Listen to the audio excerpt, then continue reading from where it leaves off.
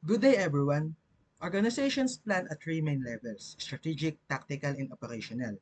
Strategic planning is the highest level and focuses on the organization's big goals and long term direction. It answers questions like where are we now and where do we want to go. This step lays the groundwork for all other decisions.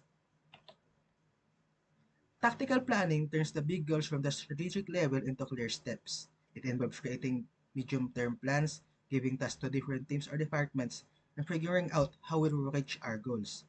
This level ensures the overall plan becomes practical and manageable. Operational planning is all about daily tasks. It focuses on getting things done, assigning resources, setting deadlines, and keeping track of progress. It answers how will we carry out our plans and meet our goals.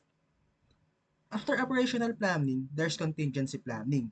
This is about preparing for unexpected events or emergencies. It involves thinking ahead about what go wrong, deciding how to handle it, coordinating efforts, and setting up good communication.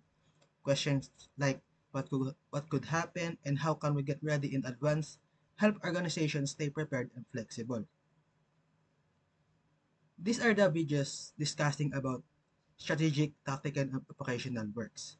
These videos depicts how these three levels works together,